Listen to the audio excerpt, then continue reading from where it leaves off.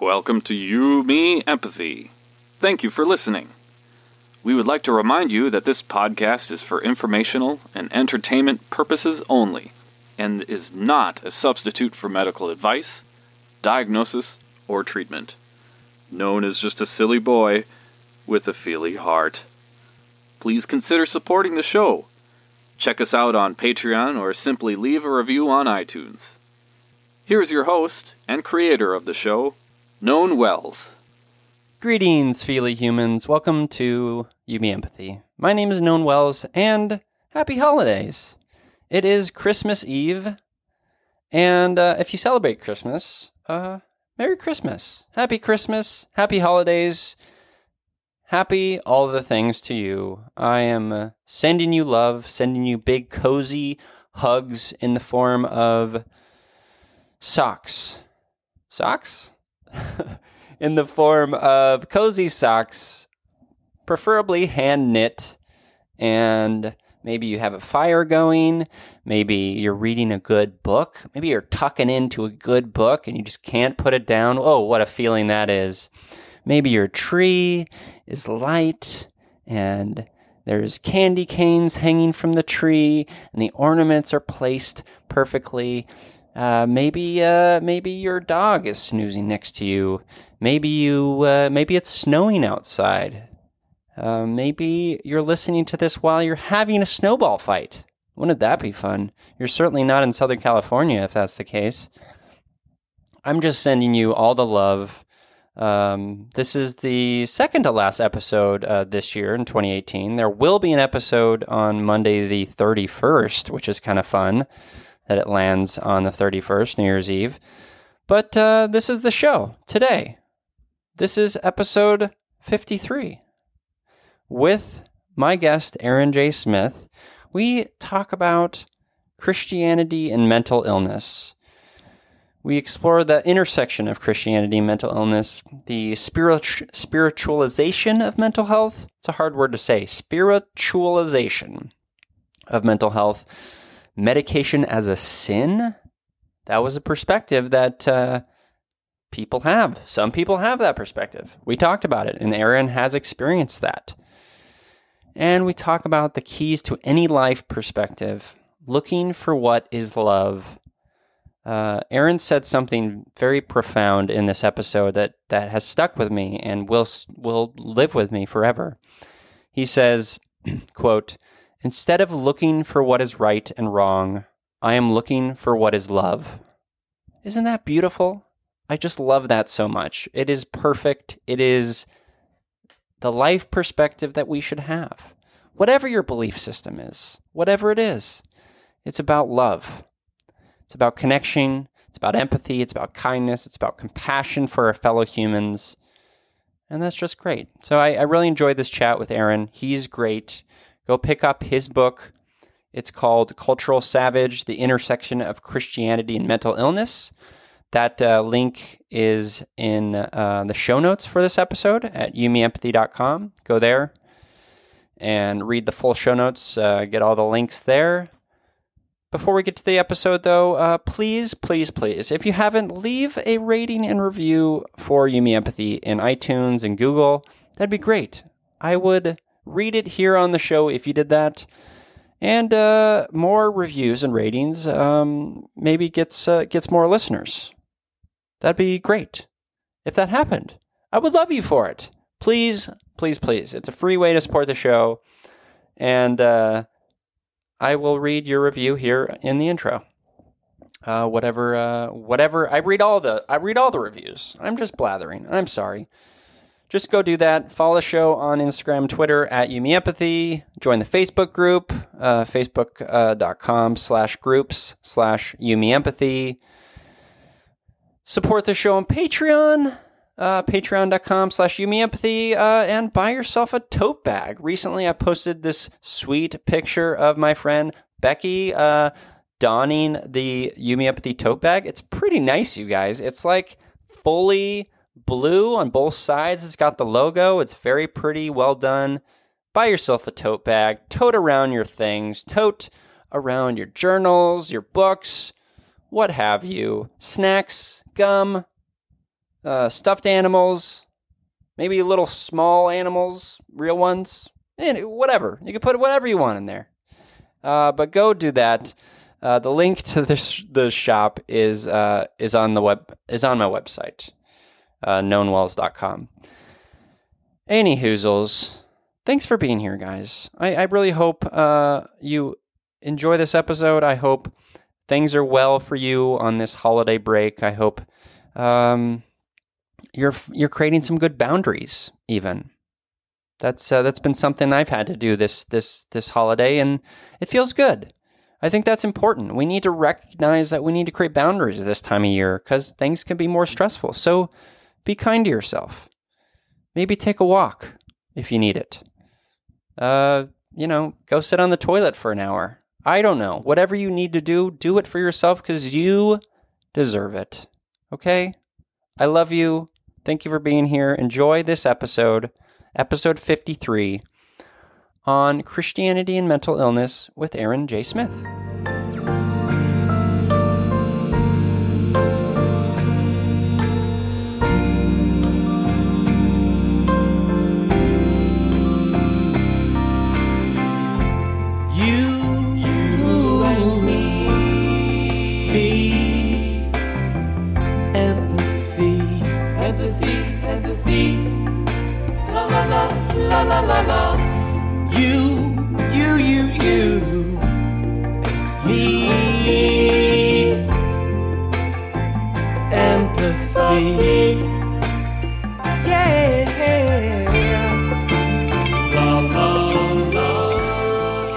Welcome to You, Me, Empathy, a podcast about exploring the struggles we face in our day-to-day lives as humans trying to get by on this wondrous and overwhelming pale blue dot.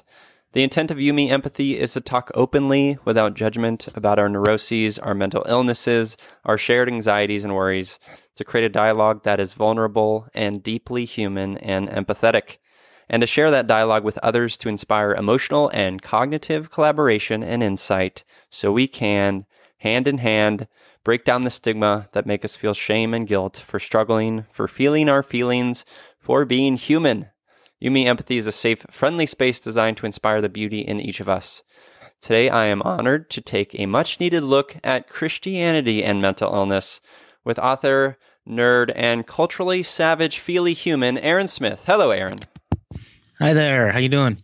I'm doing well. How's your day going? So far, so good. Got up, got my kids breakfast, so they are satiated and good to go.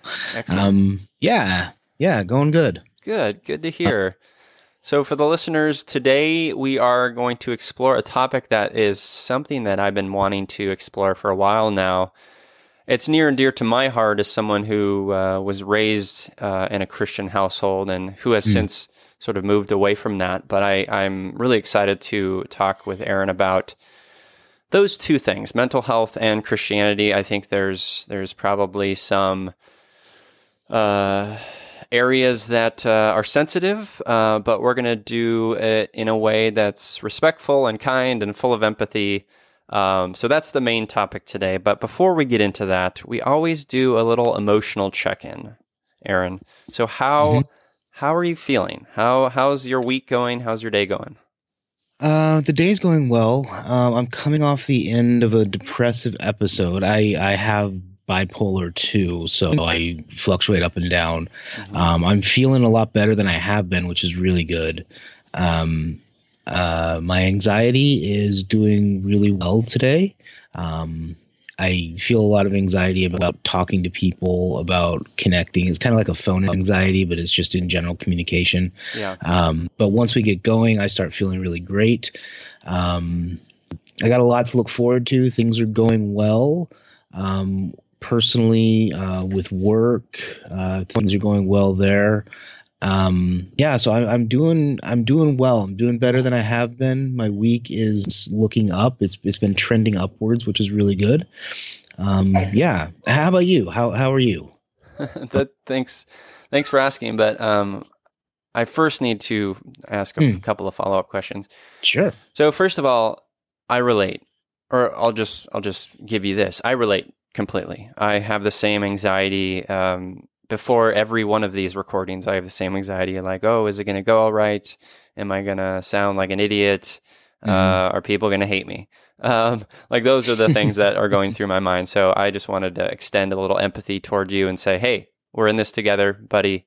And I'm happy to hear things are going a little better for you.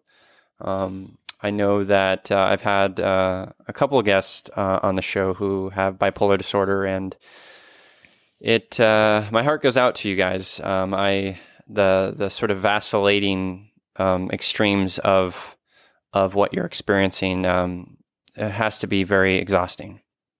Yes, it is exhausting to kind of sometimes have emotional whiplash, or be stuck in a mood swing. I also get what's called a mixed episode, where I might be really depressed, but I have a lot of energy, or vice versa. So depending on what's going on, I can just feel exhausted, and irritability is another one that really gets me, and keeping that in check with my kids. So. Yeah, sometimes it's exhausting. Yeah, it sounds like it. And I want to explore that a bit more. But before we do, I wanted to honor your question to me, which was, how am I doing? I am doing pretty well. I saw my psychiatrist for the first time in a couple of months, and she said a thing to me that made me feel great. She said, quote, "You look good." Ah, nice. And yeah, I was just like, okay, I like that. That feels good. I do feel better. I feel more stable. I've been on my current antidepressant for going on 4 months now. And okay. I had a moment. I was traveling recently in Chicago, and I forgot to take it one evening. And the next day, I was like, I didn't realize I hadn't taken it at the moment, but I was feeling nausea. I was feeling just off, just very, very off. And then it sort of struck me, and I was like, "Oh yeah, you idiot! You forgot your medication," which is just a reminder that I need it. So yeah, I've been stable and good. Yeah. Let me say one thing. Sure. You said, you idiot, and I'm a big proponent of actually being gentle with ourselves. Yes. So remember that you're not an idiot, you're human. You forgot it, and that must be really hard for you. But at the same time, everyone forgets their medication sometimes. So don't feel bad, don't feel stupid for it. Just give yourself that grace and that compassion, because you're human. You're going through this. You've only been at it 4 months, and even though a routine can take, or a habit can take 30 days, that routine, especially traveling, can get thrown off. So just be gentle with yourself when that happens. Well, look at you, Aaron, all sweet and full of joy and kindness. I appreciate that, and I need that. And I'm always reminded of when I get that kindness. Intellectually, of course, I know all the things that you're talking about, and I know I shouldn't call myself an idiot, and I express that same sentiment, the kindness you're talking about, to others all the time, but sometimes taking it inward, or taking my own advice is a little harder, Absolutely. It is. I'm the harshest critic of myself, even though I'm a big proponent of self-compassion. It's very hard to practice. So when I say it to other people, I'm also trying to internalize it myself. Totally. And sort of preach to myself that this is what I need as well. So I understand that completely. Yeah, totally. Well, let's transition into your sort of mental health journey, and then we'll transition into the Christianity side of things. Can you give me a couple of snapshots, either just in your own mental health journey, childhood, etc., that maybe speak to who you are and where you are today? Sure. I actually wasn't diagnosed until I was 28 years old. Once I was diagnosed, it made a lot more sense of things that happened in my early 20s. Bipolar typically shows up late teens, early 20s. And some of the stunts that I pulled, some of the shopping sprees I went on, things like that, all of a sudden came into focus. Growing up, I I was a very emotional child. I was very sensitive, but there wasn't anything that was a flag of it. And the most I can say was when I was about 13, I had a bad experience where I felt that I needed to end my life. When I expressed that to my grandmother, I actually got punished for it and told never to talk that way again. So when I did have those thoughts, I was very, very shy about having them and very much hidden. So when I got into self-harm in my mid-teens, it was something that I kept very private and kept very secret. And I don't know how much of that, I guess none of it was normal. To me, it's normal because it's what I've grown up with. Yeah. But I guess none of it's really normal teen angst. That's what I wrote it off as. But all of that stuff sort of led me up to seeing a therapist and getting diagnosed as bipolar. And like I said, things made sense. From there, I've been on a journey of treatment, both with therapy and with medication. I was on some medicine for a while, and then it just kind of stopped working, which was really scary. I didn't really have insurance, so I couldn't pursue it. Once I was able to, I went back into the guessing game of let's try this, back and forth. I've always had a really good psychiatrist, though. They've always been really open and honest with me, letting me know what's going on. Yeah, they didn't ever just say, just do this. They said, here's what we want to do. What do you think? That's great. Yeah, it was very, very empowering. Yeah. And so I've really been in control of my own mental health journey since diagnosis. I mean, as much as I can be. Sometimes my mental illness sort of takes over and pulls me around. But as far as the treatment and things like that, I've been very much in control and had a very good experience, both in therapy, dealing with things beyond just my mental illness, but dealing with some old wounds that I have, dealing with social anxiety that I have, dealing with perfectionistic thoughts that I have, all of these things. It's been really good to be in control of it and to decide where I want to be. And I have clear goals in mind, which is really good because then I can play the long game. I don't have to just manage crisis after crisis. How,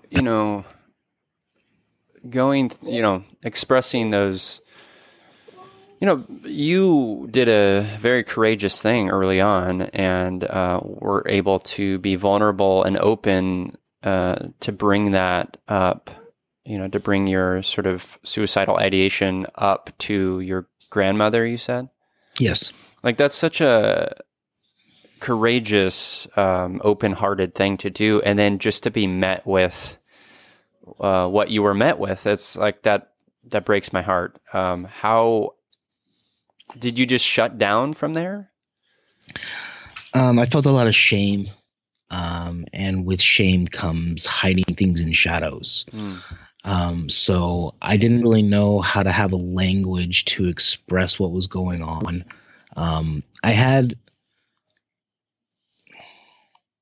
was very easy to cry during that time of my life. Things would just set me off and I would just cry, and I attributed it, as I looked back, I thought it was just puberty. I thought it was just sort of growing up.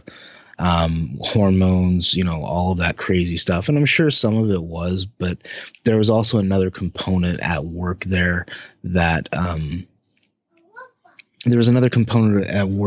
didn't recognize until I was much older.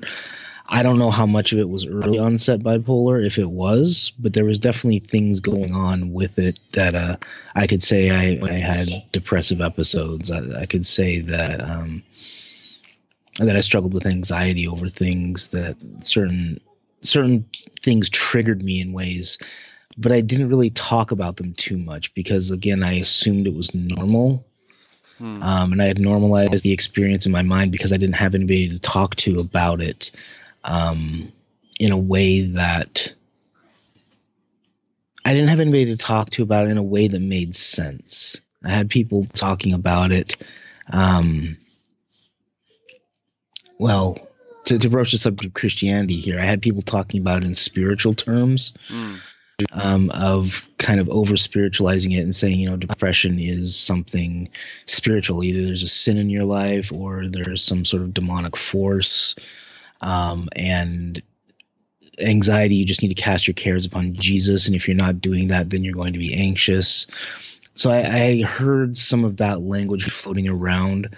And so I really attributed my mood swings, especially as I got older, I attributed them to my spiritual condition, to my relationship with God. If I was up, I was great. I was on a mountaintop experience. I really knew God. I felt that way. If I was down, there was something barring that, and I was somehow responsible for this disconnect from God and this spiritual problem that I was having. So that's where the shame took me. Instead of taking me to a place of continued vulnerability and continued exploration of it, it took me to a place of over spiritualized answers. Forgive my child here. No worries. He's talking. It took me to a place of over spiritualized answers and no real addressing of the problem. Yeah.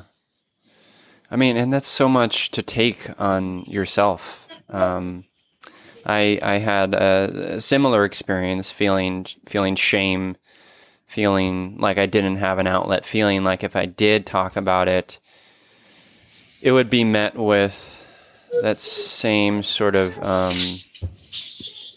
spiritual lens that may not be helpful, or wouldn't have been probably helpful to me at the time.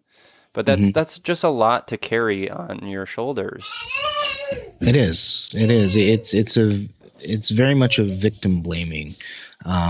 We deal with mental illness ourselves, and in some ways are a victim of the illness. Doesn't mean that we stay a victim. We can always be empowered to seek treatment and to change things.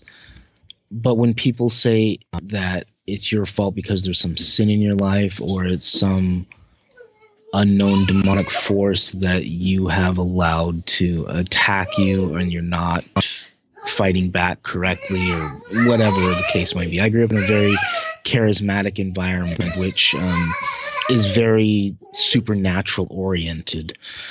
For those that don't know, with signs and wonders and miracles and demons and angels and all of this stuff sort of being treated as normal and a part of your almost everyday Christian experience. So growing up with that stuff, there was a lot of blame around people that had a problem, especially mental illness, because it can be written off as a spiritual problem since it affects your emotions and since it affects your mind, and those things aren't tangible. So it was never seen as a health issue. It was always seen as a spiritual issue. As an emotional issue, as a mental issue, which those things can be corrected in the spiritual realm and not be dealt with in the physical realm. They don't need to be dealt with in the physical realm because they're not physical maladies, which... And did you get, during that time, did you get some of that direct feedback from, pastors, youth leaders, et cetera, or... No, was that just what you were picking up from being in that that's what I was picking up. I never got anything directly because I didn't talk about it directly. Yeah. I never said this is what I'm going through. I never told anybody about self-harm. People would see scars and I would make up excuses. I never talked about what was going on. Again, one, because I thought it was normal, and two, because I already had the answer. It was a spiritual issue. So I never opened up and talked about it. There was, again, a lot of shame around those feelings. There was a lot of shame around the actions. There was a lot of emotional pain that I didn't know how to deal with. But I internalized everything and I bottled it up and I kept it inside because I didn't think I could give it an outlet. Nobody was a safe place for it. And were you raised by your grandmother, or did you have siblings, parents? Yeah, I had a dad and a mom, obviously. But my mother died when I was about 2.5, and my dad was a police officer, so he couldn't really take care of me with the rotating shifts and such like that. So I was raised by my grandparents, his parents, until I was in my teens, 16, 17, and then I moved in with my dad and his girlfriend, who became his wife and then ex-wife, and that's a whole other story because she was probably borderline looking back at it. So living with that was also a challenge. Yeah, I'd imagine it would be. Was there a part of that challenge that was maybe like a mirror for you, in a way? What I mean by that is like maybe you're seeing some traits in her that you have, and maybe that provides some insight into your own mental health. No, not really. She would sort of flip. It's like a switch would flip and something would just go crazy. I didn't see that in myself because everything was pretty constant. Gotcha. The emotional pain that I felt was pretty constant. The depression I felt was very constant. The only thing that wasn't was the mania. If I could call it that at that age, I'm not sure. But the times when I felt just great, my ego was inflated, I was good to go. I didn't have this self-doubt. I felt good, which I attributed to being close to God. That's the only thing that really changed my constant sort of melancholy, at least, if not depression. Yeah. So my experience was very different than hers, which I don't know exactly what her experience with treatment was. But sometimes she was just mean, and I would internalize that meanness as something that was wrong with me, or that I was doing wrong, or something along those lines. So I internalized a lot of negative messages at that time. Yeah, that makes sense. I mean, you didn't have it. You didn't have the language. You didn't have the support. It sounded like you just didn't have the support systems on those levels. Well, yeah, and this was also in the 80s and 90s when therapy, even in secular terms, wasn't really embraced in the culture. It was really thought of as like for people who were crazy or people who were overly medicated, especially after Prozac Nation came out. People would talk about it and be like, oh, they're just over medicating everyone. Yeah. They're just giving out Prozac like it's candy. And so I didn't have a language because there was so much stigma around it as well. Yeah. Not to mention what was going on in the church aspect of it. But there was just this big stigma, this big red flag, this big scarlet A. If you were going to therapy and you let people know about it, there was something seriously wrong with you. And all of those messages were internalized to me. And so that's why I didn't seek help until I was 28. I probably needed help long before that, but nobody told me that I needed help was the other thing. My wife, I got married when I was 28. My wife insisted that I go to therapy, and that's really what the catalyst was. But other than that, nobody told me that I needed therapy. Nobody even suggested it. No matter what happened in my life, no matter what I did or didn't do, nobody suggested that I could benefit from therapy or from help or from anything like that. What was your Christian practice like as a teenager, growing up with your grandparents? I was raised it was a mix of charismatic and fundamentalism, sort of free-range Christians that, were Protestant and were proud and were beholden to no one other than your pastor. And even that was questionable sometimes, I guess. But I grew up faithful, so to speak. I grew up very very much entrenched in that and entrenched in that worldview. I used to listen to Focus on the Family every night before bed, which for those that don't know is a very highly conservative, if not fundamental, program that focuses Christianity on the family and how important the family is and having kids and being a good father and being a nice person. And so I was raised around all of that.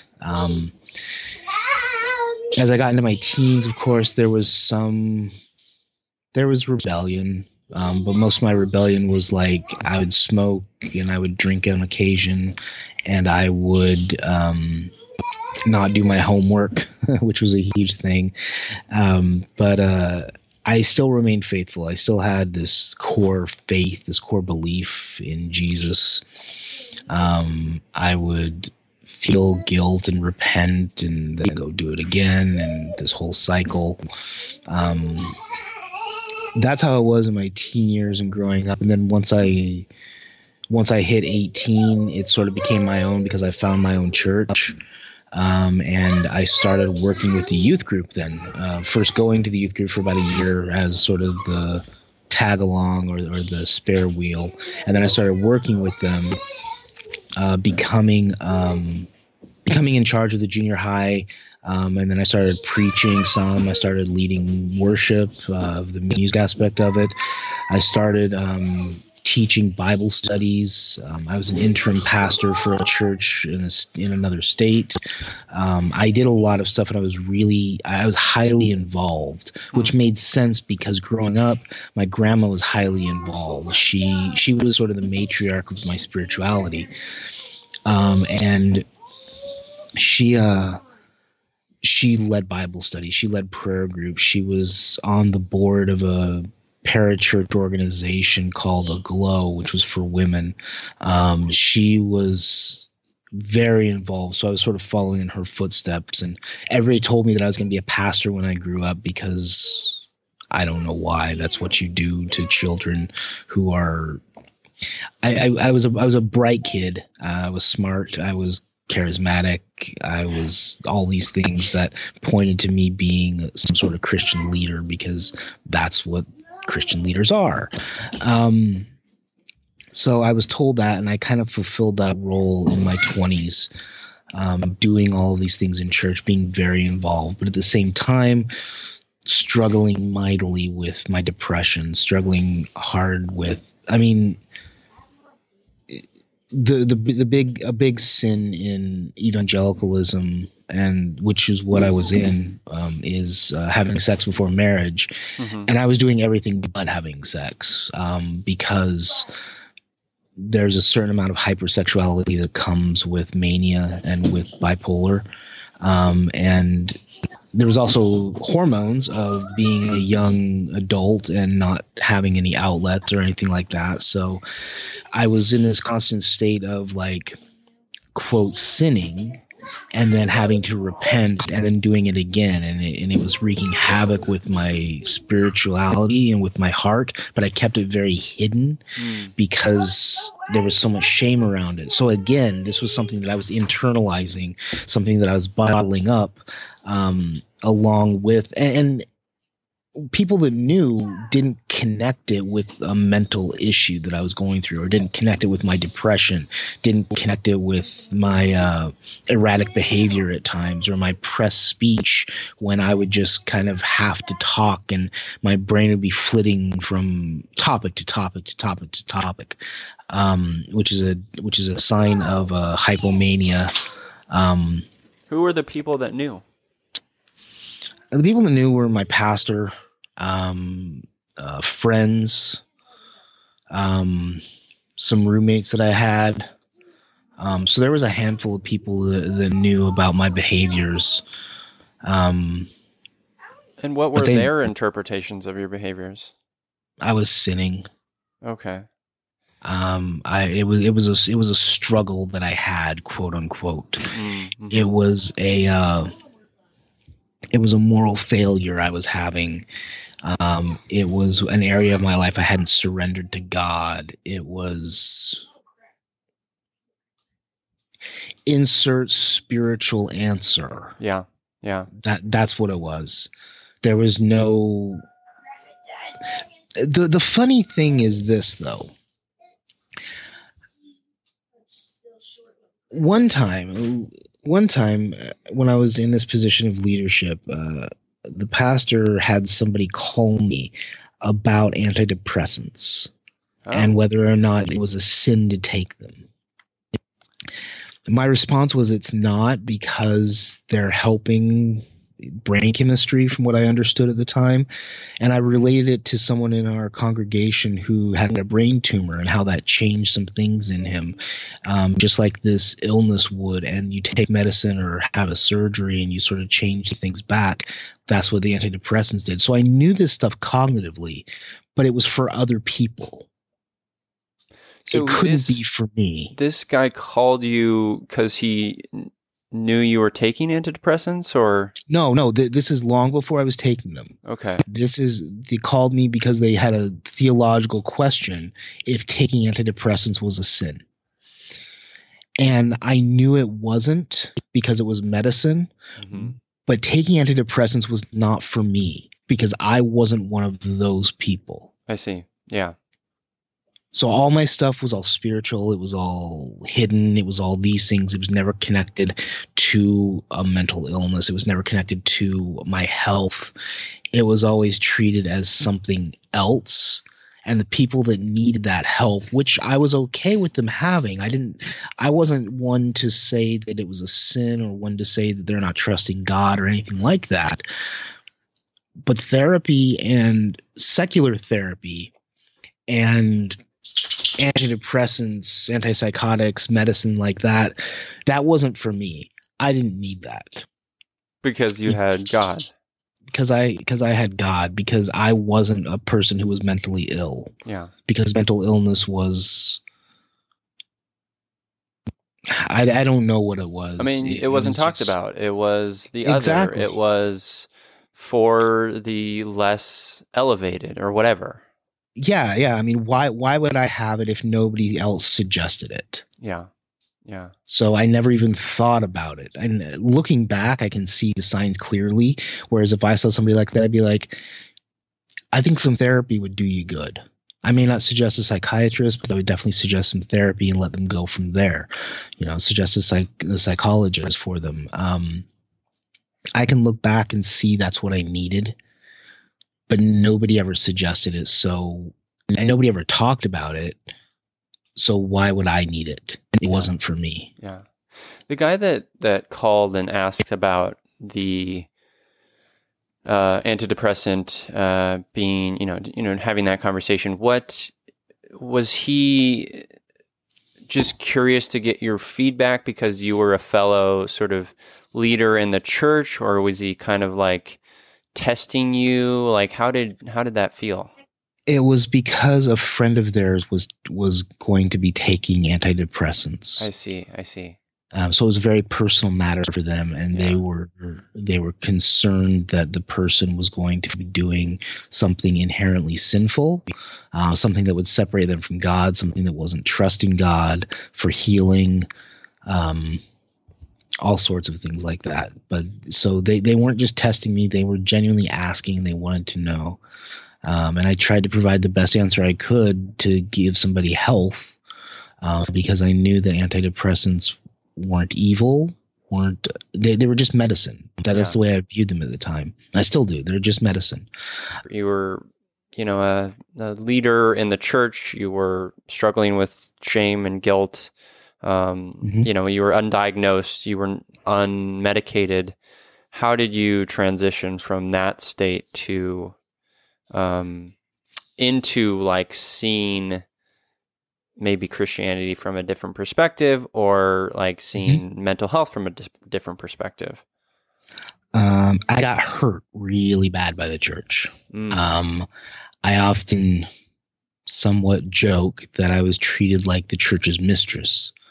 I was good to do all of these things, but as soon as I got burnt out and stepped away, no one came after me. I wasn't good enough to check up on.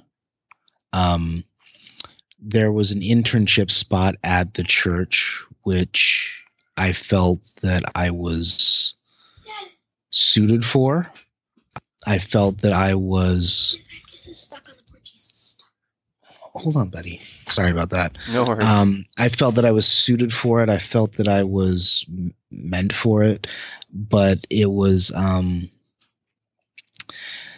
to somebody else, somebody with credentials, somebody who went to school, which I never did, and that really hurt. I was hurt by a girl who broke up with me because she couldn't trust that I wouldn't lead her into heresy. So I was broken up with for theological reasons. All of these things kind of added up. Plus, there were people that knew my problem, my cycles, my ups, my downs, my sexual indiscretions. Some people questioned my salvation, questioned whether or not I was really a Christian. Mm-hmm. All these things kind of added up to being really wounded by the church. So I stepped away and I gave up. After being away for a couple of years is when I was diagnosed, and I was actually diagnosed by a, quote, Christian counselor. You were actually diagnosed by a Christian therapist? Yes, they were practicing from a Christian perspective, as in counseling with the Bible and things like that. Got it. But they were actually a Christian. They had gone to seminary. They were going through a Christian college. So that helped change my perspective some. It helped me face it as not a spiritual problem, but as a medical issue.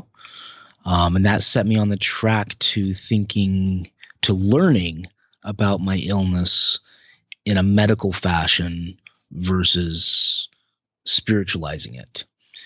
So stepping away from the church, stepping away from all the teachings, sort of going freelance with my faith, so to speak,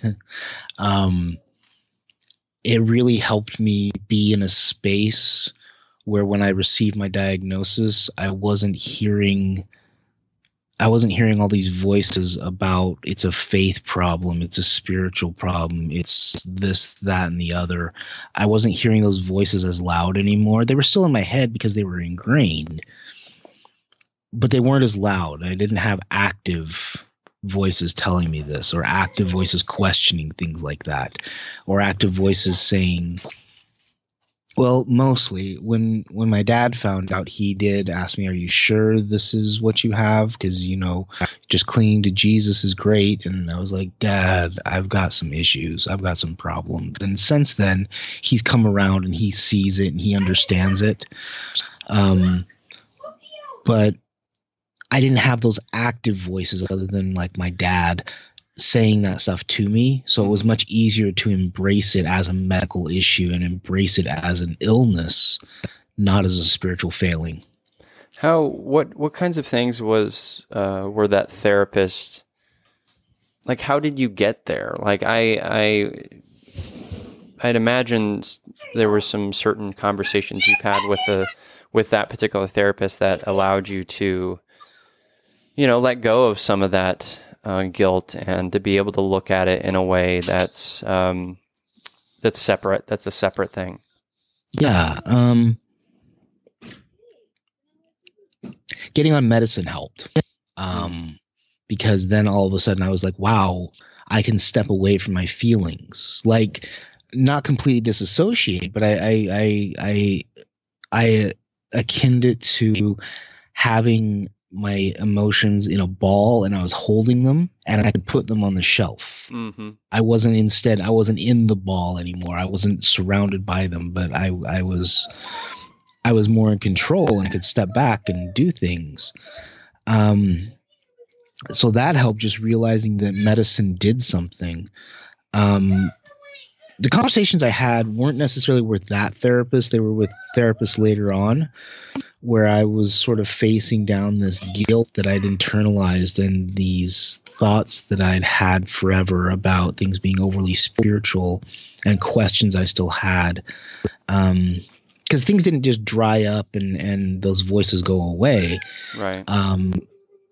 but over time, I sort of faced them down, and kind of said, maybe this isn't a spiritual issue. Maybe this isn't a sign that I'm okay with God or not. And also, honestly, my belief system changing. I still consider myself a Christian, but things have changed quite drastically where I don't equate my emotions with my spirituality anymore. I don't do this thing of saying I feel really good, so God's blessed me. Mm-hmm. I think of it much more like I'm feeling really good, so I'm doing good self-care, I hope. And I believe that God smiles on self-care, but I don't believe that's going to be a determining factor of my ability to be close to him, I guess you could say, or that it's going to be a factor in my salvation or in my spiritual health or any of those type of things. And getting into a little bit of neuroscience really helped me as well, of understanding how the brain actually works. And you have the internal brain that functions off of instinct and that functions off of sort of raw emotion, and then you have the more cognitive brain that can sort of think through things and do executive functions and things like that. I call them the reptilian brain and the mammalian brain, mm-hmm. because that's how it makes sense to me. But understanding those things and understanding more about my illness, learning about it, and learning about some of the science behind it has helped me normalize it in a different way. So I'm not normalizing it as a spiritual problem, but I'm normalizing it as a medical condition. And that's taken a long time. I mean, I'm about 10 years into my diagnosis, and I'd say it took me about 6 years to really divorce those thoughts, the struggle of those thoughts of over spiritualizing it. Mm-hmm. It took me about 6 years to really get over that. And part of that was also learning that I'm not my diagnosis. Mm-hmm.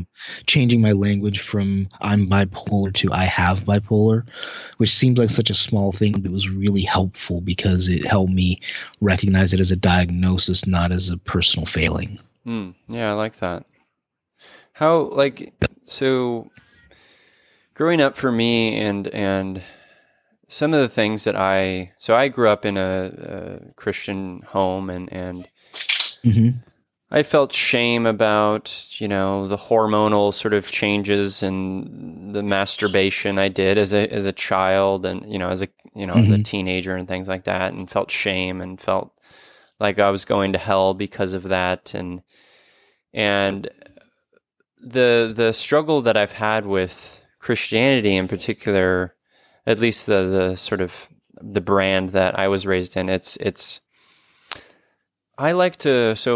the way that I like to look at the world is in a way that's fully embracing of curiosity, critical thinking, openness, mm-hmm. Compassion, empathy, and in the interactions I've had with people in my life who are Christian, there's not. Maybe it's a there's little not bit a more lot of that. There's not a lot of that. And maybe it's a little bit more black and white, or maybe there's I'm bumping up my sort of like expansive view of the world and sort of like allowing whatever comes in, because I'm open to really anything. I want to hear about mm-hmm. anything. I really love aspects of Christianity. I really love aspects of Buddhism, sort of different philosophies and things. But when I bump against certain sort of modes of Christianity, it's very narrow. It's very narrow-minded, and there's no getting beyond those walls. How do you mm-hmm. how have you experienced that? How have you dealt with that? Totally. I used to be it. Mm-hmm. There's a thing called a Christian worldview, which you're taught that you have to view the world through. And there's certain things that are right and wrong, certain things that mean other things. It is a very narrow view of things. And for me, learning about some critical thinking about scripture. Karen Armstrong, actually, reading her book, The History of God, really helped me.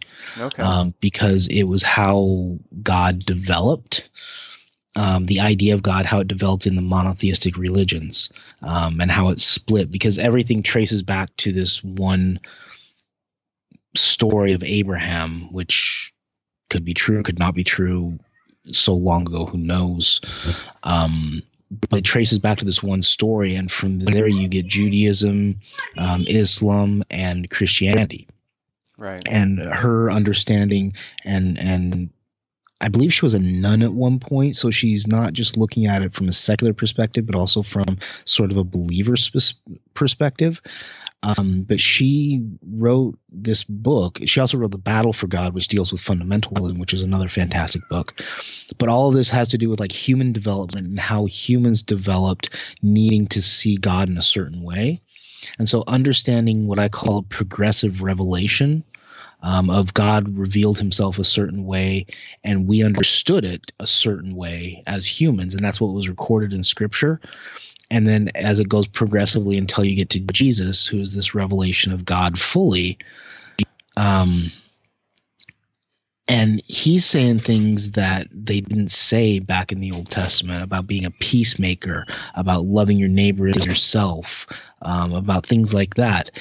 And if that's who God really is, because, you know, Christians believe that Jesus is God. Mm-hmm. So if that's who God really is, then we have to temper our understanding of Scripture with humanity and human development and history, and understanding that the world's not as black and white as they believed it to be during the times of the Old Testament. And we understand things much differently now, but those core things of loving your neighbor as yourself, empathy, compassion, good Samaritan, all of those things, those haven't changed. Yeah. But other things have in the world, and that's okay. We don't have to, I mean, Christianity's not even stuck in this view of the world from the Old Testament. They're stuck in this view from the 1930s, 40s, and 50s. And that's what it is in America. That's what evangelicalism and fundamentalism is. It's stuck in that mindset. The world has moved on, and we need to embrace that. And so for me, doing some critical thinking about things and actually studying theology, studying about God and who he is and where Scripture came from, things like that really helped me expand my mind and my thinking. And then part of that was also putting Scripture in its place. I wrote a blog one time titled The Bible and Mental Illness, and basically I said that the Bible doesn't say anything about mental illness because it doesn't. Mm-hmm. You can have some characters that you can project on, and that you can say this person may have had a depressive episode, this person may have had psychosis, whatever, but you're projecting, and you're projecting on something that could be a story, not even real. The Bible doesn't say anything about it. It doesn't say this is how you deal with mental illness. It doesn't say this is what it is. It doesn't address it because they didn't know about it. So if they didn't know about it, why am I looking to the Bible for answers about my medical condition? Right. I don't look to the Bible for answers about my diabetes, about cancer, about thyroid problems. I mean, some people do, and I think they're nuts.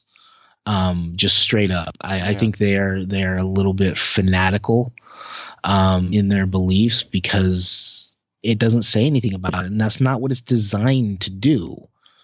So that's helped me expand my thinking beyond what I was raised with. Right.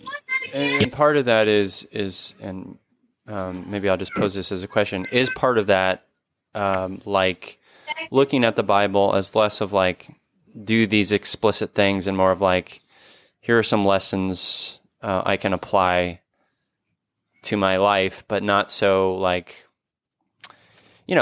for instance, so there are certain modes of Christianity that are against homosexuality, or there's even modes of Christianity that are bigoted and a little maybe racist. These these things, like, maybe could still be interpreted in the Bible, but should not be because we've progressed as a humankind. Is that what you're saying? Hold on a moment. I need to deal with my child. 1 second. What I'm saying is not necessarily that we don't believe it anymore because we progressed, but that the Bible doesn't even necessarily say those things. Mm. They're lenses that we see through. And everybody has to admit that we have prejudice when we come to any literature. We see it through our own lens, through our own experience.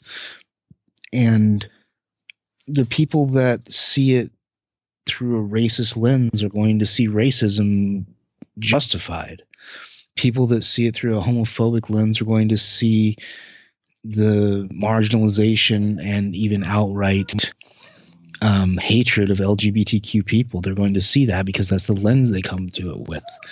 But coming at it, I try to come at it from a Jesus lens of saying, if Jesus is God and the Bible, Jesus said something one time to the religious leaders of the time. He said, you search the scriptures thinking that the scriptures are going to give you eternal life, but I'm telling you, the scriptures point to me. And so if I try and see Jesus in the scriptures, it changes my view of them, knowing that Jesus was, for all intents and purposes, he was a feminist. The way he treated women was very unique. He talked to a Samaritan woman in the middle of the day, which Jews didn't really talk to Samaritans, which is a racism thing. And men don't talk to women because of classism and because of sexism. Mm-hmm. But he did, and he treated women with respect. And these are all radical things at the time.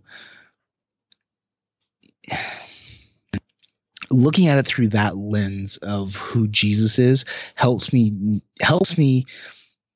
weed out what I believe is humanity's input into scripture. Gotcha. Them saying this is my perspective from the time that I live, from the culture that I live in. So I see things this way, and this is how I've recorded them. But if it's not this divine inspiration handed down from God, in some magical form, but it's rather people recording their stories, and through those stories, we're given this trace of who Jesus is until we get to the Gospels that show us who he is. And then we have the rest of the Bible, the rest of the New Testament sort of expanding on who he is.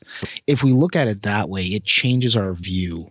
And instead of looking for what's right and wrong, I'm looking for what is love. I love that. That's beautiful. That's a beautifully said thing. And that's how, I think I would look at it if I were still a Christian. I think, mm-hmm. Jesus, having read the Bible, Jesus does seem like a feminist, does seem like a liberal, does seem like a sort of open-hearted, compassionate, caring person that helped everyone, and mm-hmm. and that was there for everyone, and that is a beautiful thing, and that's how I would certainly take it. My question to you maybe is transitioning a little bit away from that. Mm-hmm. Where you are now in your Christianity, and how do you explain a God that allows for mental illness, allows for your bipolar disorder, and the struggles of mental illness? How do you reconcile those? I have no idea how to reconcile it. Gotcha. I wish I had an answer for you because it's something that plagues me. Sure. Not just me, but everyone. The whole idea of suffering in the world. I don't know. I don't have an answer. It's one reason that I sometimes call myself a Christian agnostic, because I don't know. And I don't know how a supposedly all-powerful God and all-loving God allows this to happen. The only thing I know is that God is with us in suffering. That there's a certain aspect of who he is that doesn't abandon people, whatever that means, because sometimes I don't know what that means. I know he's with us in suffering because Jesus was a man who suffered. So he knows what that is. But I don't have any other answers. Yeah. That's an area that I really struggle with myself. So sorry, I don't have any it's okay. profound statements for you there. I mean, it's a question that's been posed for millennia. So right. I was just curious, when you are struggling yourself, do you pray? Like what about your Christianity and your belief system helps you in your struggle? I have a really complex relationship with Christianity and with God right now, especially because of the way I was hurt. And it's really complex. I do believe that there is physical benefit from meditation.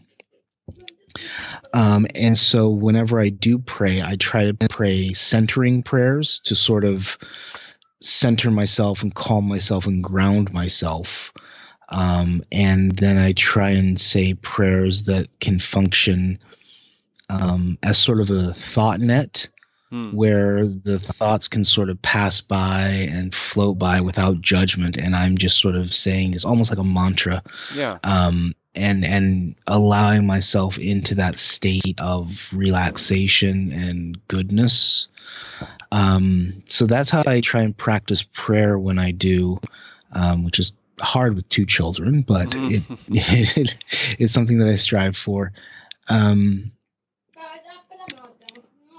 There's not really a practice that helps me when I'm struggling, because I used to quote Bible verses at my sickness, at my depression, and be like, this is going to solve it if I just believe this hard enough. And it doesn't work.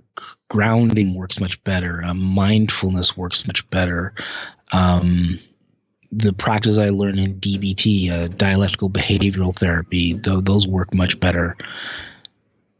So practicing these things that I believe are good and that are showing me the way of love, even if it's self-love, I think they're not at odds with the Christian practice, but they're not necessarily a strict Christian practice of how I cope and how I deal with the bad days and things like that. I see. So, because honestly, I don't know how faith is supposed to help me get through, and how faith is supposed to help me. I don't know how it's supposed to help me get through a depressive episode. Yeah. I really don't. I mean, yeah. Well, let me ask you this then. What, putting aside your struggle and your depressive episodes, how does your Christianity serve you outside of that? I have a tattoo that's a tattoo of a cross, and underneath it says, "This is love." What I believe is that the cross and Jesus dying was an ultimate act of love, and that love is cruciform. It's an emptying of oneself for the sake of other people. But to empty oneself is also to fill oneself up. It's okay. Gotcha. And so it serves me because I ask this question before I do let me put it this way. I try to ask this question before I do things of, is it love? Does it look like the cross? Does it look like emptying myself for someone else? Does it look like self-love for the sake of other people, so to speak? That question I try and use to drive my morality. and I try to use it to drive my actions.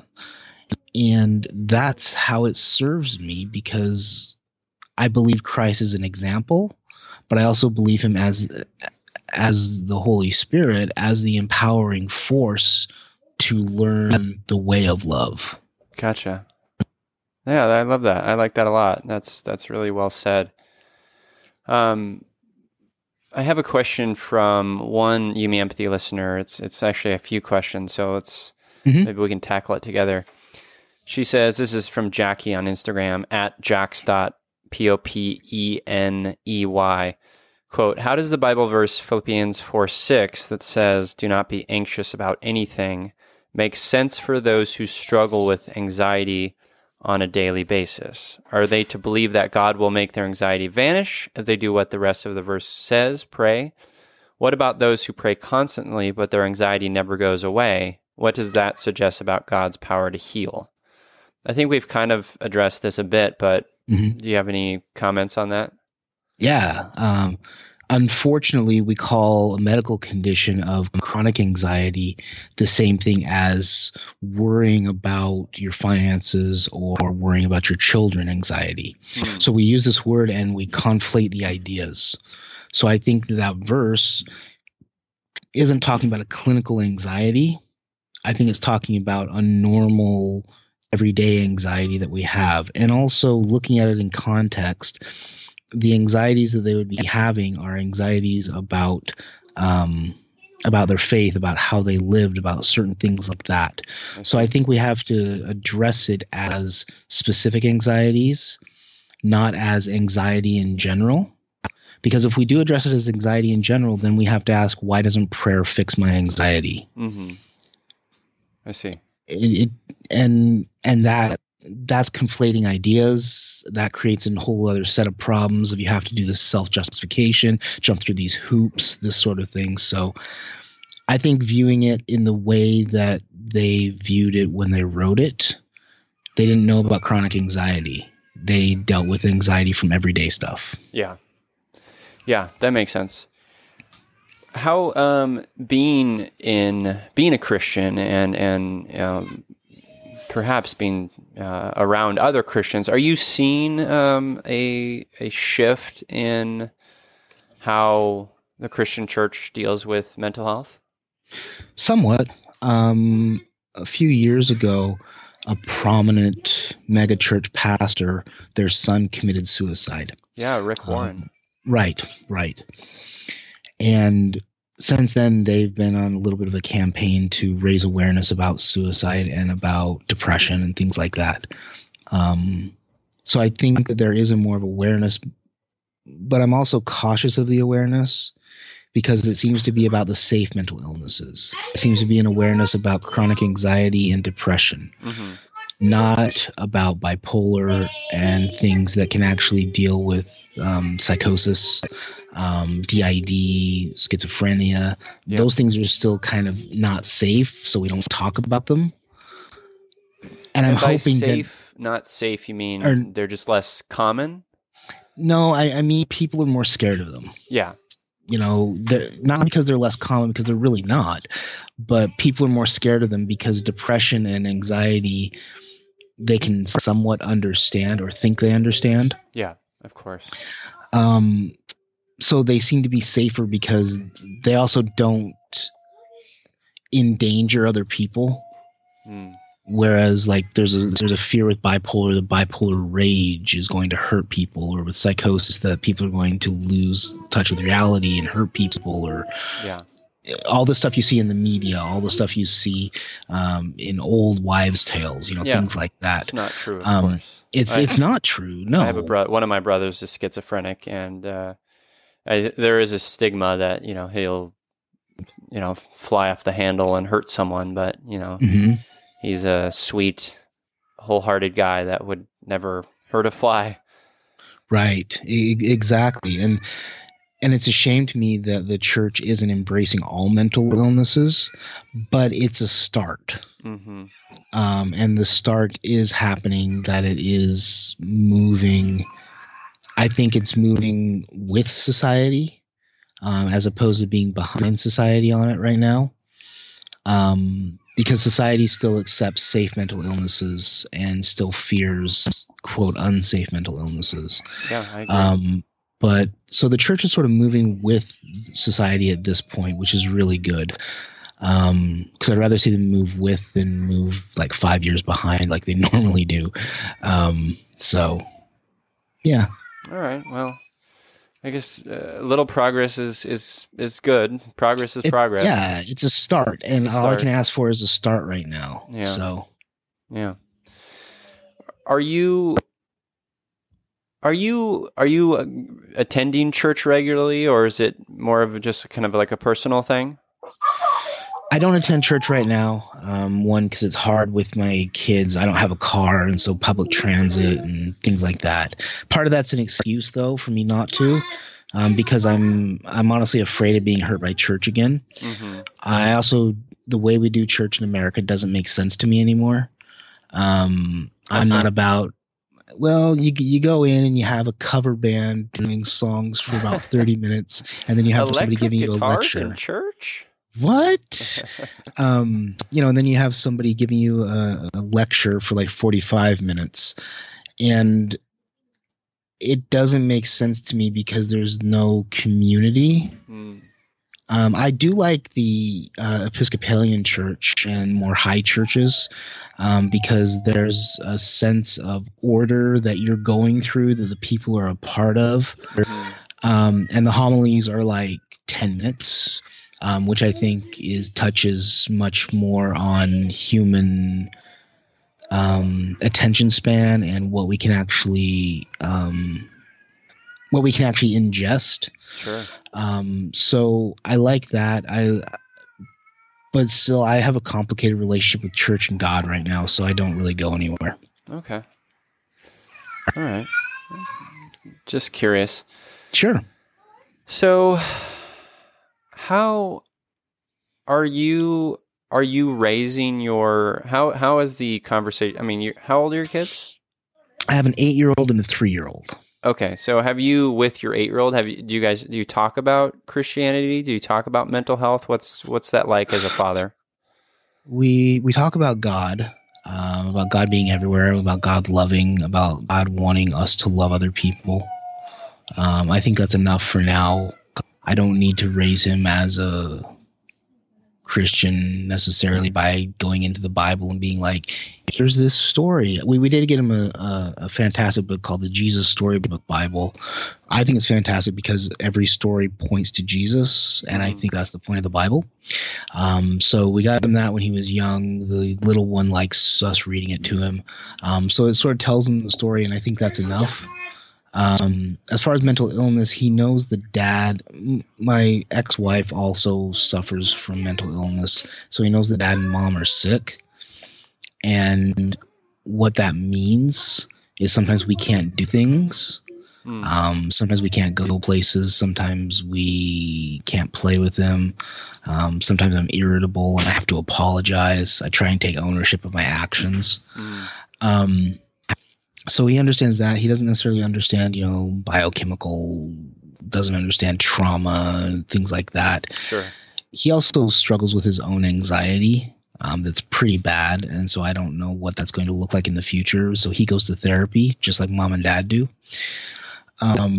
So he's familiar with it because he's grown up with it. Yeah. But he views it, from what I understand, as just a sickness, just like having a cold or the flu. It's just long term. And some days are good days, some days are bad days.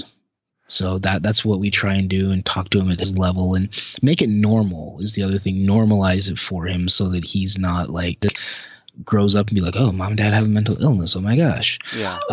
But rather it's just like, no, mom and dad have a chronic condition and it happens to affect their minds. Yeah. That's great. I love that. And I love the sort of talking at their level and equating it to, like just like a physical, not just a physical illness or a physical thing, but it is all one thing. And I think that you're doing right by, just being open about it and vulnerable. That's a beautiful thing. Yeah. Trying to be as open as possible about it and take away the shame. Yeah, absolutely.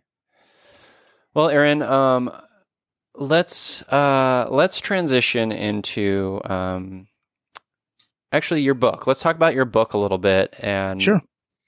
what your intent is with the book. The book is called Cultural Savage, right? Mm-hmm. What's the subtitle? The subtitle is, let me remember. The intersection. The intersection of Christianity and mental illness. Yes. So what is your intent with your book? Well, it's a collection of essays, both some about just Christianity, some about just mental illness, some of them about where the two sort of car crash together. My intent with the book is to be as vulnerable as possible so that people can attach themselves to it and say, wow, this is my story as well.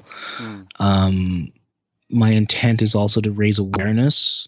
I'm hoping that pastors will read it and change their language some, or actually start addressing it from the pulpit, not in spiritual ways, but in healthy ways.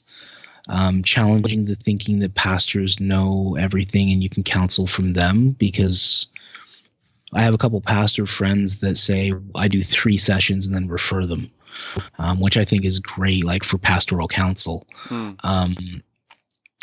Other pastors that I know of will just continue on with them and try and get them to read more Bible verses, pray more, and just all the junk. So I'm hoping to raise awareness. I'm hoping for people to latch on and say, it's my story, I understand this. I'm hoping for people that have somebody with mental illness in their life to understand better and to have more compassion. Yeah, those are the 3 big things that I want to see happen: compassion, awareness, and camaraderie. Yeah, that's amazing. I love this idea that we can, as humans, take a piece of paper and share our story, whether it's through the medium of writing or podcasting or what have you. But we're taking our experiences and allowing others to relate to that experience and perhaps find insight into their own experience. Like that is what life should be all about. I agree. And in doing so, it also shines lights on the secrets and removes shame, because shame is something that separates us from each other. Yeah, no, absolutely. It absolutely does. Have you been able to get your pastor friends to read your book? Some of them, yeah. Okay. Unfortunately, the ones that I know about are already on board with me. But there's been some rumors that people have given it to their pastors. I haven't heard anything back yet, but they've given it to their pastors that aren't necessarily aware of the issues, aware of the situations. Gotcha. So it's gotten some good reviews on a couple of blogs that a couple pastors did. So hopefully that'll spread to their friends as well. If nothing else, I'm hoping for a slow burn with the book. Yeah. I don't expect it to take off or anything, but I just hope that it sticks around and that people share it. I had a friend down in Australia actually pick it up, and she picked up the ebook, the Kindle version, and was reading it, and she said, and I'm like, I hope you like it. And she said, I love it. I'm gonna have to get a physical copy, underline every other sentence, and shove it in people's faces. So that was a good review for me. I was like, all right, I can take that. That's what you want to hear as a author, I bet. Yeah, it's what I want to hear as an author as an advocate. Yeah. Because I want people to be aware. I want people to have compassion. I want people to that camaraderie again. Those are the things that I really want to happen. Yeah. That's why I'm vulnerable. That's why I try and write really raw and not really hold anything back.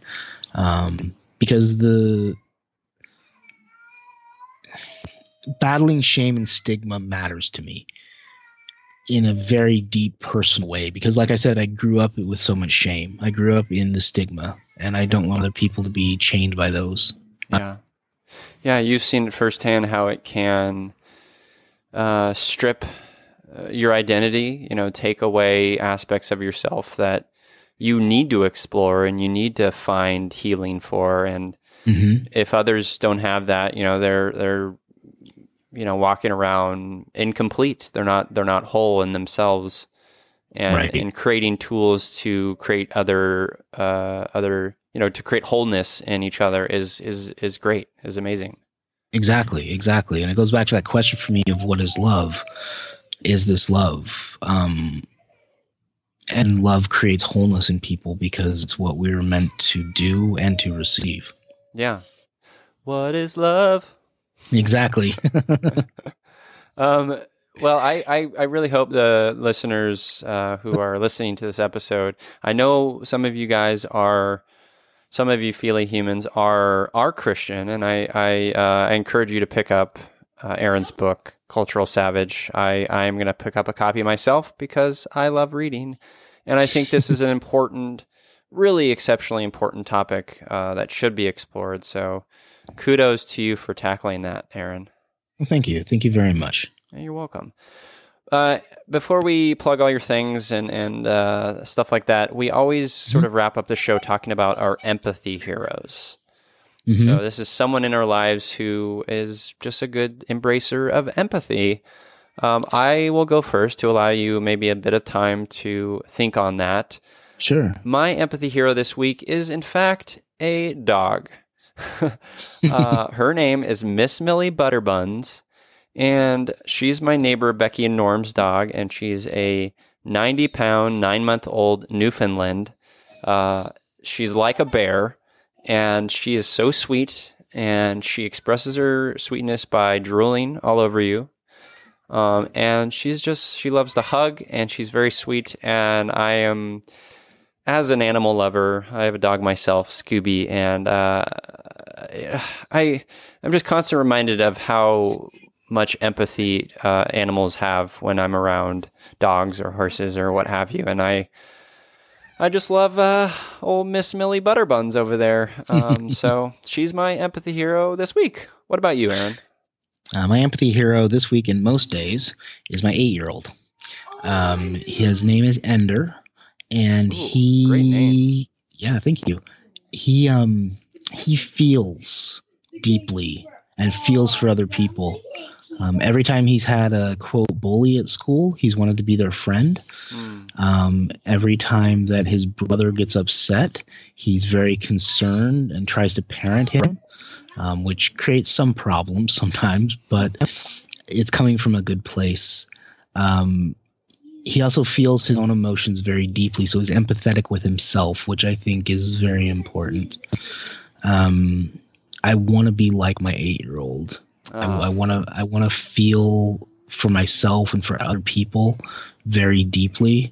I think I used to do it when I was a kid, but I've gotten kind of jaded and cynical, and I'd rather be open and even willing to be hurt rather than so cynical about life. So, wow, your Ender sounds like an amazing kid. He is. He's an amazing kid. I love it. Well, Aaron, let the listeners, the Yumi Empathy listeners, know where they can read your writing and buy your book and just connect with you online. Sure. Well, you can buy my book on Amazon, Barnes & Noble, pretty much anywhere books are sold, you can order it. So if you don't want an ebook, grab a physical book. Absolutely. My blog is culturalsavage.com. On Twitter, I'm Cultural Savage. On Instagram, I'm Cultural Savage. On Facebook, I'm Cultural Savage. So if you search that, you'll definitely find me. I'd love to hear from people, so feel free to message me. If you have feedback on this, on the book, on whatever, I like hearing from people. It makes me feel not so alone, which, again, just that connection piece, that compassion.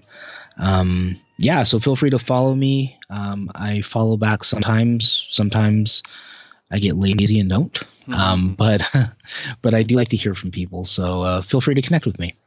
Awesome. Well, thank you. And listeners, definitely go out and pick up a copy of Aaron's book, Cultural Savage. It is linked in the show notes, and reach out to him too. We all need to feel like we're less alone. I certainly do. And let Aaron know, let me know what you think of this episode, and what you think of Aaron's book after you read it. Well, Aaron, thank you so much for embracing empathy with me and sharing your story here on Yumi Empathy. Oh, thank you. It's been a pleasure. Oh, you're very welcome. And to you listeners, I'm here, you're here, we're here together on this wayward, overwhelming, awe-inspiring pale blue dot. We have each other. It's Yumi Empathy.